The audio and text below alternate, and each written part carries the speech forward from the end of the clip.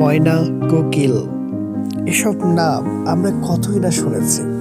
এসব নাম আমাদেরকে মনে করে দেয় প্রকৃতির রূপ বৈচিত্র্যের যে একটা ধারা রয়েছে তার মধ্যে একটি।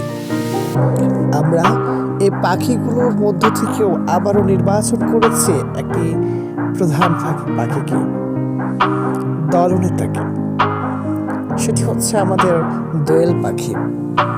পাখি পাখি পাখি এই পাখিকে আমরা নির্বাচন করেছি ঠিকই, কিন্তু পাখিদেরকে যে মর্যাদা দিতে হবে, পাখিদের যেই আবাসস্থল রয়েছে, পাখিদের যে একটা জীবন রয়েছে, জীবন ধারা রয়েছে, সেটা আমরা দিচ্ছি না।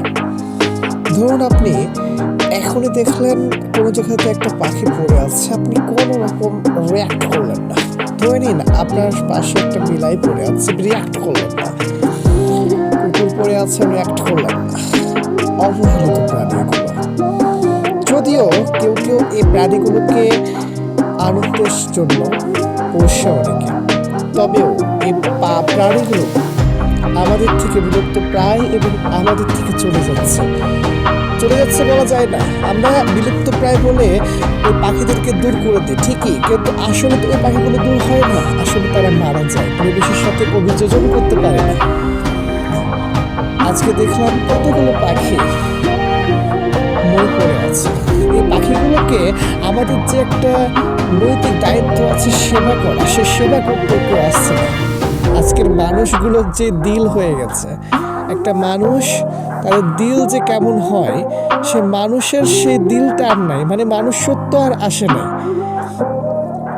কেননা যখন একজন জন্মগ্রহণ করে তো সে তো মানুষ হয় না, সে তো শিক্ষা দীক্ষা, পারিবারিক শিক্ষা ইত্যাদি ইত্যাদি থেকে শিক্ষা অর্জন করেই সে একজন মানুষ অর্জন হয়।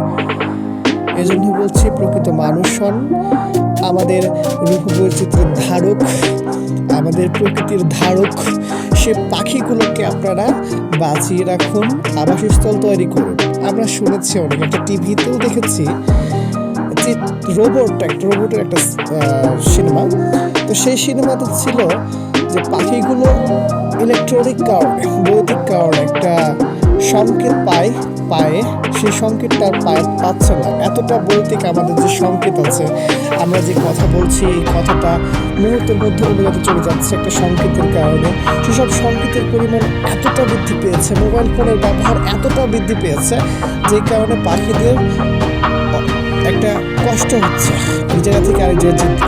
ধরে নিন আমরা একটা জায়গা থেকে আরেক জায়গায় যাবো, চিনতে হয় রাস্তা আছে আমাদের, সেই রাস্তা দিয়ে তো আমরা যাই, তাই না? পাখিদেরও তো সেই রাস্তা আছে। পাখিরা সেই রাস্তা কীভাবে অনুভব করে আমরা অনেকেই জানি, যে পায়ে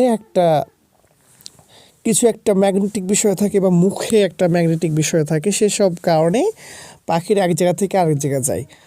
অথবা ধরে নিন আপনি প্লেন চালাচ্ছেন, প্লেন চালাতে চালাতে কি হচ্ছে, আপনি এক জায়গা থেকে আরেক জায়গায় যাচ্ছেন, প্লেন তো আপনি নিচে বদ্ধে বসে আছেন। কখনোই ভাববেন না যে প্লেন একটা ডাইরেকশনে, মানে প্লেনার যিনি আছেন পাইলট, সেই পাইলটটি এক জায়গা থেকে আরেক জায়গায় যাচ্ছে আকাশপথে, সে সব কিছু চেনে, এটা কিন্তু না। সেখানে একটা সিগন্যালের ব্যবস্থা আছে, এক জায়গা থেকে আরেক জায়গায় যাওয়ার একটা সিগন্যাল আছে, সেই সিগন্যালের মাধ্যমে এক জায়গা থেকে আরেক জায়গায় যায়। অর্থাৎ সেই সিগন্যালটা কিন্তু পাখিদেরও আছে। পাখিরা কিন্তু এক জায়গা থেকে আরেক জায়গায় যাবে, সে চিনে না অতটা, আর চিনলেও পাখিদের কিন্তু অনেকটা আল্লাহ তাআলা প্রদত্ত একটা বিষয় দান করেছেন, কিন্তু আসলেও পাখিরা কিন্তু এভাবে চেনে না।